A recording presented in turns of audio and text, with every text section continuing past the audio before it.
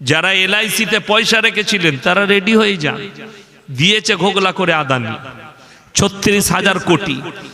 অতি লোভে তাঁতি ডুবে, একটা কথা নাই, বেশি লোভ করো না। আমাদের দেশের লোক যারা মনে করেছে আমার সুদে পয়সাটা বেড়ে যাবে এলআইসিতে রাখলে, হারাম, ওই হারাম কাজ করেছো, সেই পয়সায় বরকত কোনোদিন পাবে না, এমনি নিয়ে পালাবে আদানি। ভালো করেছে আমি বলবো। যেমন বলে দিই, আমাদের দেশে এই বায়ানটা যদি আমি আজকে করি না, কাল থেকে আমার ইউটিউবে খালি গাল চলবে, কিন্তু হক কথা।